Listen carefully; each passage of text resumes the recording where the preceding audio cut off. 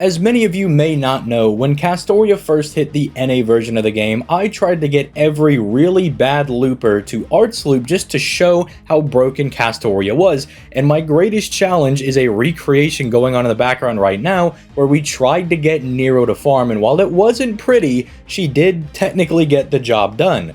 So when she received a buff that not only allowed her to guarantee a massive attack buff on her Imperial Privilege to guarantee that she'll be doing more damage, as well as received a 50% NP gain buff, which is no small laughing matter, I thought, well, how good can Nero actually be as a looper? Surely she's not going to be an Omega God tier looper now with the guaranteed big damage and the massive NP gain buff.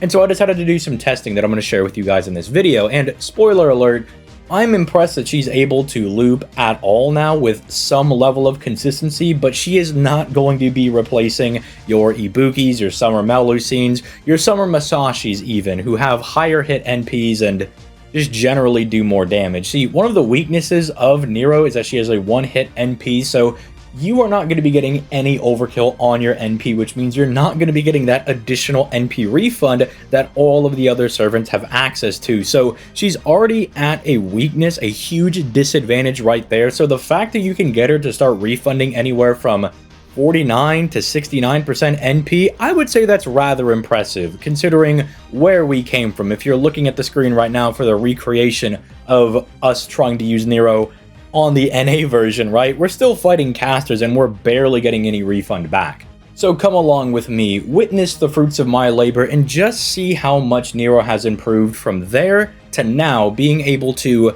not only accomplish farming without the need for Oberon, because I don't have him on JP, and also being able to get away with a Black Grail setup. And if you find this content entertaining or insightful, I would appreciate a like on the video and a little knock of that subscribe button, especially if you love daily and sometimes double uploads for FGO content when I just have so much to talk about. But with that being said, let's go ahead and start getting into the first example. Now this first one is the Black Grail setup, and this is pretty standard stuff. I mean, obviously you'd want to replace the Waver in the back row for an Oberon, because obviously Oberon's third skill, have you heard about its interaction with Black Grail? It's a little good. But Nero's able to put up some still quite respectable numbers despite them being type neutral against these casters. But on the last wave, we have one of those giant Olympian guard mech things.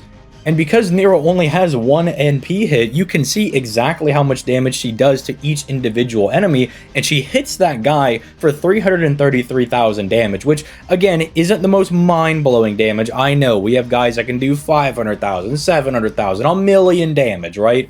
But again, for someone like Nero who really just has the arts buffs and the attack buff, no power mods at all whatsoever, that's a pretty respectable number. And keep in mind, there's no Oberon or anything in this setup.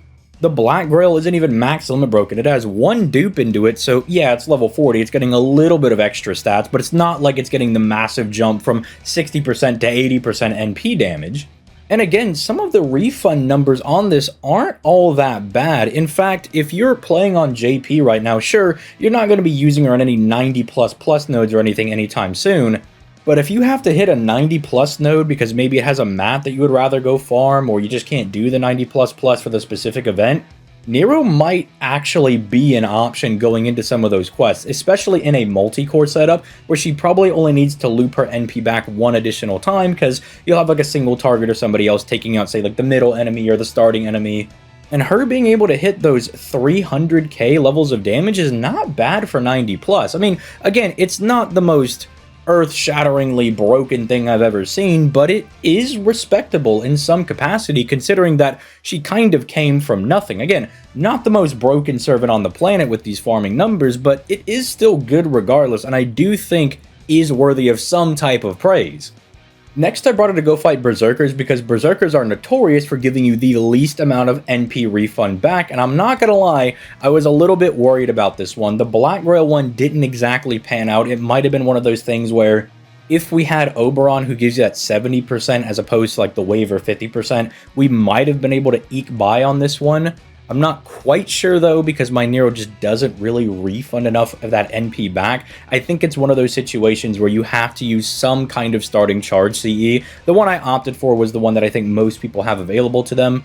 It's that Summer Vitra one, that gives you the arts buff, the NP damage, it's just generally a really good free-to-play art CE. I decided to use that one because that felt like a really good example for most people's practical use cases.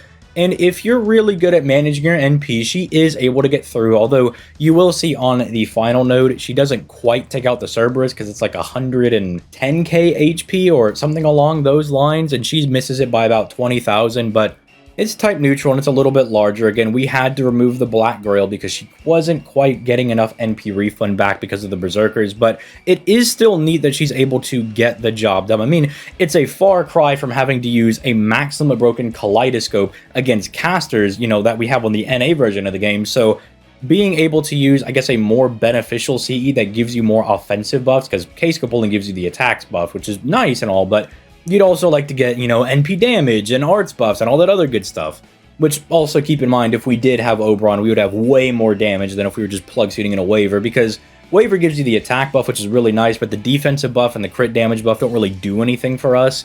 So do keep in mind, if we did have Oberon, we would have cleared this one a lot easier as well. But the only way to replicate this on the NA side of things, if you wanted to be able to farm Berserkers right now, she has to have a maximum broken kaleidoscope, then Castoria's 1 and 2 charger to 100% on the second wave, and then her own 30% battery, and Oberon has to be plug suited in if you wanted to farm at all. And I don't even know if that's really farming, because we're just relying on hard, big batteries to carry us through, and I just don't know if that really counts. You might as well be a Buster servant at that point. So the fact that she's able to get it done is impressive. Again, not like the most broken servant of all time, but it is worth noting that this is quite good. Finally, I did want to stress test Nero a little bit in a 3-2-3 node, still giving her her waterside battlefield buff so she can get that additional arts buff for damage and extra NP gain. But it also features a ruler class Estrella on the final node that, even though they only have 68,000 HP, that's still resistant to Nero. I wanted to see if she could deal with some weirder mixed class nodes that also aren't the standard 3-3-3 node, because sure, if she can do 3-3-3 farming, that's really good and all, but if you want to try to get away with using her in, say, a 90+ node or something along those lines, she has to have a little bit more versatility, as most arts units nowadays, the more meta ones, at the very least, can get away with like a random 2-wave enemy node or something in there, right? And I will say Nero did pull it off. We did have to do the goofy thing where if you use the starting charge CE, because again, no Oberon puts us in a very weird position, but again, also my Nero is NP1 with like no investment at all whatsoever. She's just level 80, not grailed, not gold foe, no nothing. And the fact we were able to push through this, I think, is quite impressive. The only weird thing is that we do have to bring in Waver during Wave 2 to get the attack buff to guarantee that we take out the Spriggan, because they are a little too large. Again, NP1, no Black Grail, we got to make up for that lost damage. But if you are somebody that has a high investment Nero, you NP5'd her, or you grailed her to 100, 120 even, you'll have a much easier time with this. Because again, investment in Nero is oddly good because she is just a giant beat stick at this point effectively. Almost a Buster Servant disguised as an arts one, because she's not really looping back a whole lot. I mean, her looping can be decent at times, but she really is aiming to just dome the enemies and just take them out with raw damage. So if you've invested in higher NP copies, if you've grailed them, gold foed them, then you're going to get a lot more out of that in this servant in particular. Because damage is pretty much the main thing Nero wants to be doing from a farming perspective. Obviously, I think she'll be quite good if you want to use her as a solo servant or you want to bring her to challenge quests. There is a little bit of awkwardness with her having guts that you want to proc, but Castoria does a really good job at making sure you don't take damage. But I do think these three examples do show that Nero can be quite effective. So what's the moral here? Is Nero now the god looper who's going to be taking the position of Summer Ibuki, Summer Kama, Summer Melusine, Summer Masashi, Takaru, Muramasa, all those other looper guys? Are they getting dethroned? Well, no, not anytime soon anyway.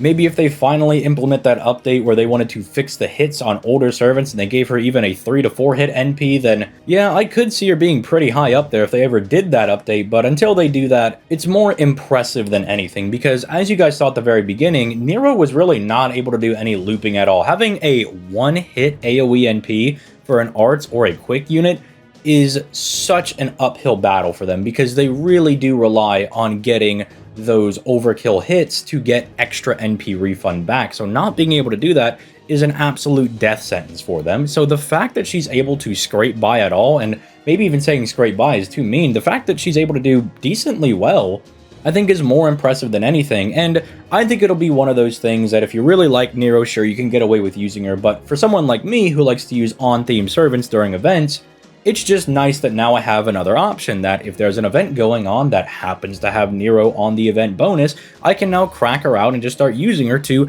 take a break from the units I usually use, because believe it or not, I do not like using the same unit over and over and over again. You know, seeing the same animations does get a little bit grating over time. Plus, there are some events that do have event bonus where, depending on the servants or the classes that you're using, they will drop, say, shop items or something. And if Nero is ever a part of one of those events, she's no longer a detriment. You can actually use her as a main looper or even a boss killer in one of those events, because she does have that really good third skill that makes her really, really good for potentially soloing or being able to take out bosses. And sure, there's probably better options you could still use in the arts category, but hey, at least Nero's now an option, right? Not everybody has all the most broken units in the game, and you might be that one guy who really doesn't have that filled out of a box, but you've got an NP3 Nero, and so she's going to put in some work for you. But let me know what you guys think in the comments down below. Also, let me know what you think of this video style. I kind of wanted to start doing videos when servants get buffs. That way I have like an initial take of, oh, I think this servant will be good in X, Y, or Z.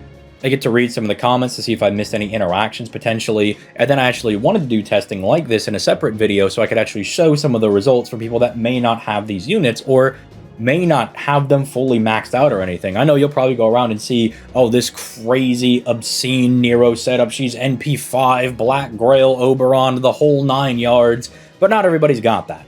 And so because I lean more on the free-to-play side, I thought these videos might be nice whenever servants do inevitably get their buffs. So let me know that in the comments down below. And again, if you did enjoy, I would appreciate a like on the video and a knock on that subscribe button. But with that being said, make sure to remember to pet, feed, and water your Neros, and I will catch you guys in the next video. Peace, late guys.